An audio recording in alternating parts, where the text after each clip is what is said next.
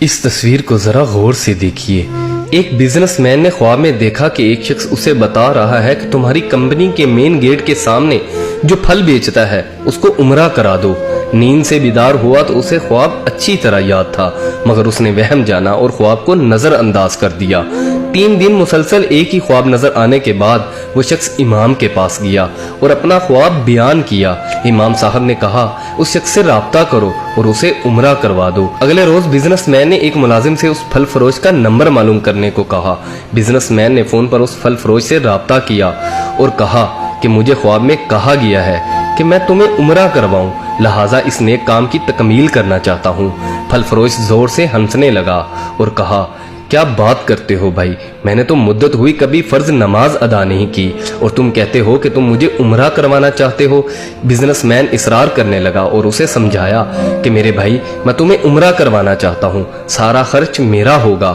خاصی بحث کے بعد آدمی اس شرط پر رضامند ہوا کہ ٹھیک ہے میں تمہارے ساتھ عمرہ کروں گا، مگر میرے تمام اخراجات تمہارے ذمہ ہوں گے۔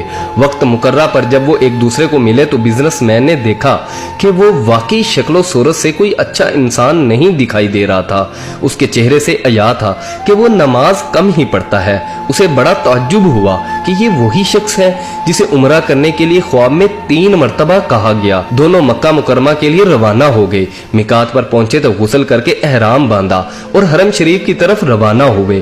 انہوں نے بیت اللہ کا طواف کیا، مقام ابراہیم پر 2 رکعت نماز ادا کی، صفا مروہ کے درمیان سعی کی، اپنے سروں کو منڈوایا اور اس طرح عمرہ مکمل ہو گیا۔ اب انہوں نے واپسی کی تیاری شروع کر دی۔ حرم سے نکلنے لگے تو پھل فروش نے بزنس مین سے مخاطب ہوا اور کہنے لگا دوست، حرم چھوڑنے سے پہلے میں 2 رکعت نفل ادا کرنا چاہتا ہوں، نہ جانے دوبارہ عمرے کی توفیق ہوتی بھی ہے یا نہیں۔ بزنس مین کو کیا اعتراض ہونا تھا، اس نے کہا نفل پڑھو اور بڑے شوق سے پڑھو۔ پھل فروش نے اس کے سامنے نفل ادا کرنے شروع کر دیے۔ جب سجدے میں گیا تو اس کا سجدہ طویل سے طویل تر ہوتا چلا گیا۔ جب کافی دیر گزر گئی تو بزنس مین نے اسے ہلایا۔ جب کوئی حرکت نہیں ہوئی تو اسے معلوم ہوا کہ پھل فروش کی روح حالت سجدہ ہی میں پرواز کر چکی ہے۔ پھل فروش کی موت پر اسے بڑا رشک آیا اور وہ رو پڑا کہ یہ تو حسن خاتمہ ہے، کاش ایسی موت میرے نصیب میں ہوتی۔ اس خوش قسمت انسان کو غسل دیا گیا اور حرم ہی میں اس کی نماز جنازہ ادا کی گئی۔ ہزاروں مسلمانوں نے اس کا نماز جنازہ پڑھا۔ وفات کی اطلاع اس کے گھر والوں کو دی جا چکی تھی۔ بزنس مین نے اس کے گھر کا تمام خرچہ اپنے ذمہ لے لیا۔ پھل فروش کی بیوی سے تعزیت کرنے کے بعد بزنس مین نے کہا میں جاننا چاہتا ہوں کہ تمہارے شوہر کی ایسی کون سی عادت یا نیکی تھی کہ اس کا انجام اس قدر عمدہ ہوا اور اسے حرم میں سجدہ کی حالت میں موت آئی۔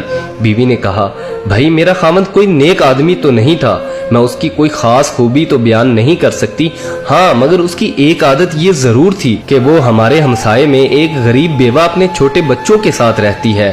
میرا شوہر روزانہ بازار جاتا تو جو چیز اپنے بچوں کے لیے کھانے پینے کی لاتا وہ اس بیوہ اور اس کے یتیم بچوں کے لیے بھی لے کر آتا اور اس کے دروازے پر رکھ کر اسے آواز دیتا اے بہن میں نے کھانا باہر رکھ دیا ہے، اسے اٹھا لو۔ یہ بیوہ عورت کھانا اٹھاتی اور آسمان کی جانب سر اٹھا کر دیکھتی اور کہتی اے اللہ رب العزت، آج پھر اس نے میرے بھوکے بچوں کو کھانا کھلایا ہے، اے اللہ رب العزت اس کا خاتمہ ایمان پر کرنا۔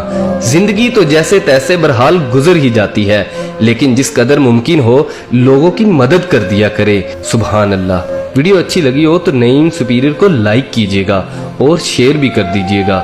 اللہ حافظ۔